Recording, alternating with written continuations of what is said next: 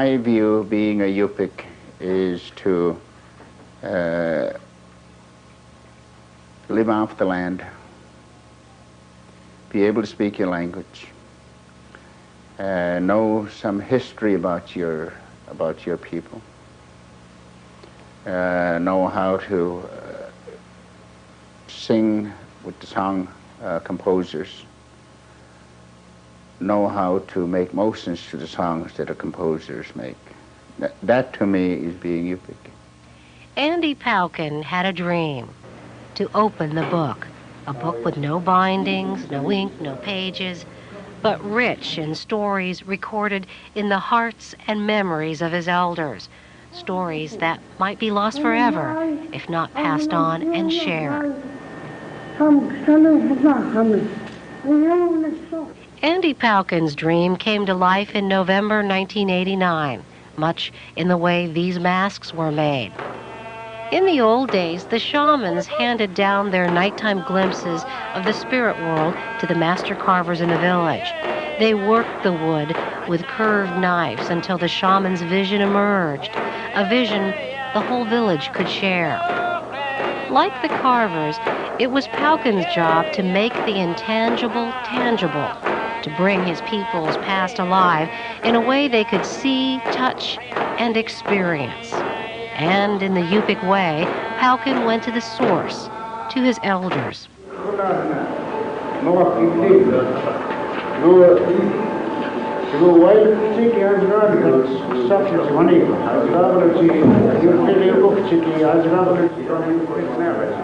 It seemed almost disrespectful to put a latex barrier between these elders and their past.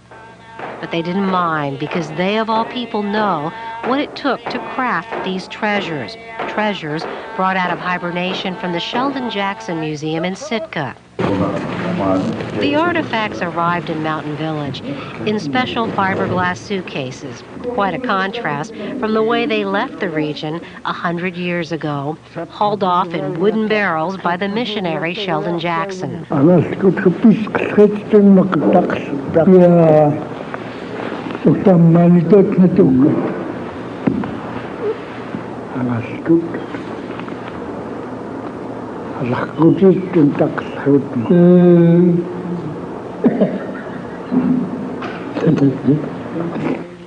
The elders were gathered to help decide how the artifacts should be displayed. And just as Pauken and other organizers of the festival had hoped, the book began to open.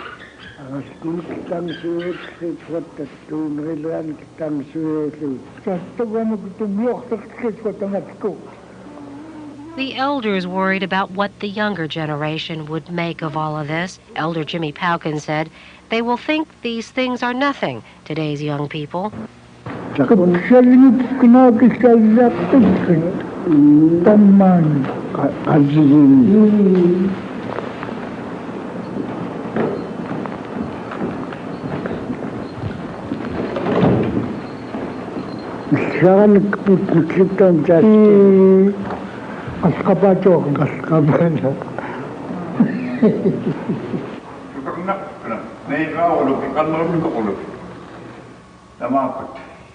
Two elders, Willie Beans from Mountain Village and Wassily Avan from Pilot Station, selected these artifacts.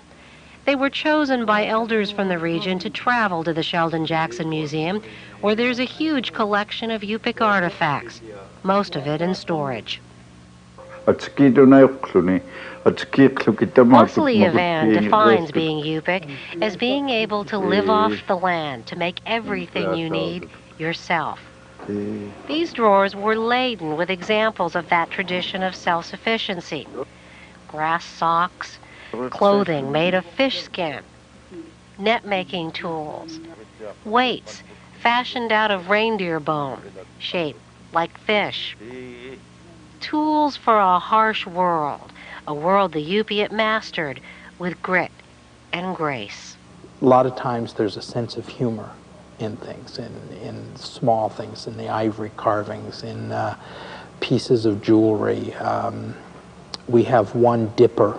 It's a wooden dipper, and in the inside bottom there's a little face that when it poured out, there was this face looking up at you. And those are just nice little touches, I think. Peter Corey is curator for the museum. He says visitors marvel over the artifacts and the quality of the workmanship. We have a set of fishskin clothing from, I believe they're from the Kuskokwim, and it's a beautifully done outfit. And a number of years ago, there was a visitor here to the museum, and she called me over to the case where these are on exhibit, and she said, when did these people get sewing machines? And I said, well, I don't know, but this piece was done by hand. And we got into a discussion because she felt that nobody could do the quality sewing that she was seeing on these garments by hand. So she just assumed that they had to have been done by machine. And I think that's an indication for a lot of people when they first are introduced to these things is the skill and craftsmanship which was put into things, into everyday items. And that goes everything from fishskin garments, which were needed to keep people dry and warm, to the bent wood bowls, which were used for as containers in the home.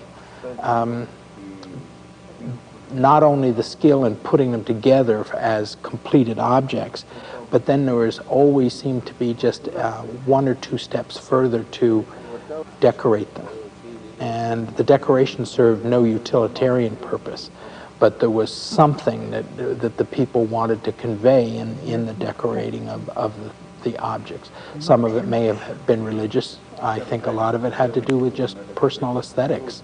And people were willing to take that extra amount of time to do just that little bit more. I mean, they already had a functional utilitarian object, but they just wanted to take it that one or two steps further to make it just right.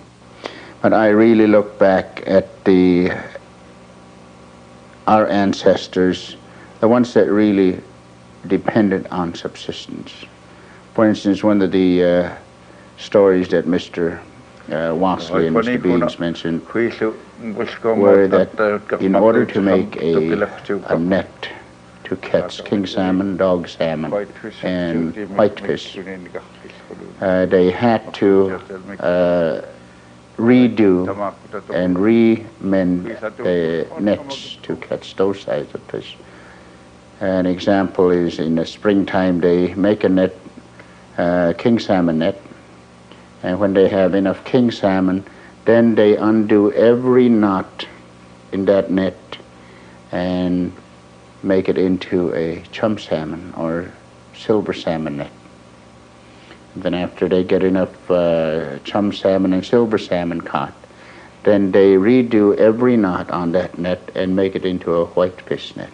But this is what I mean by real hard work of our ancestors in order to subsist.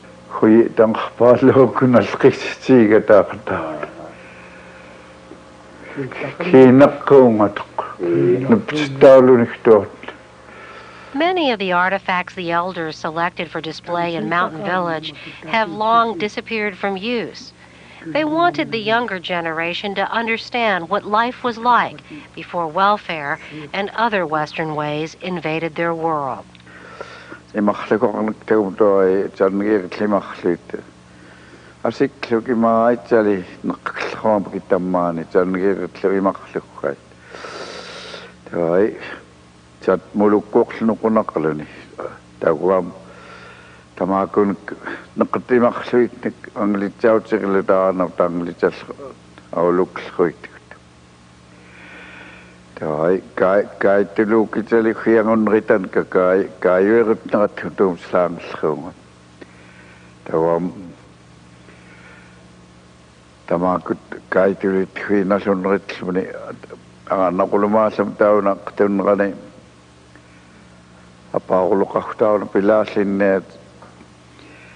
Slangan mo kan natakita na yutsihkan kan nakudaksuko yung nakutsihkan kotin siya uitakslay na kung yung aitliyok. Kiyula ka kuktaw mapaulo ma. This is mentioned to younger generation, and they do not believe that there was so much work done by our ancestors. They have no picture of them doing that. For many young Yupiks, their elders have been like a closed book. Many have lost their language and can't easily communicate. So they haven't talked with their elders about things that are really important, like what it means to be one of the real people. Dance festivals like this one have helped to bridge the gap. Every 2 years, a dozen villages along the lower Yukon River and the Bering Sea coast organize a dance festival, which rotates from village to village. The 1989 festival was held in Mountain Village and may well have been the Eskimo Woodstock. Along with the dancing, there was a homecoming, the return of the artifacts from the Sheldon Jackson Museum. Tim Troll helped to orchestrate this visit. It was his way of making good on a promise he made to elders when he was city manager of St. Mary's, that he would help them preserve their culture.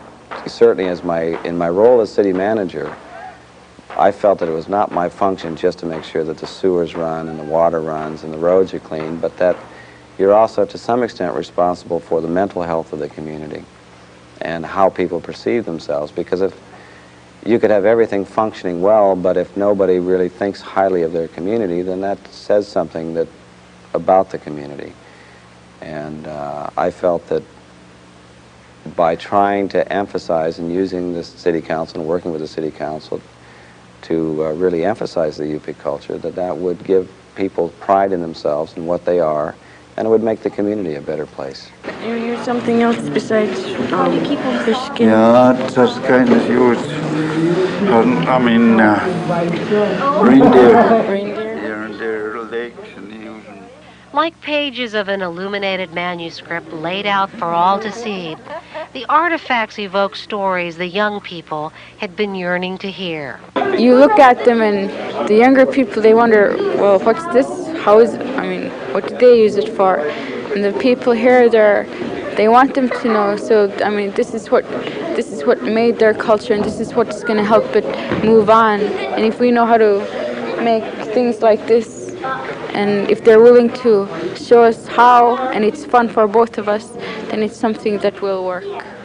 The book is opened, and just in time. Many of the elders gathered here are no longer with us, but their stories live on.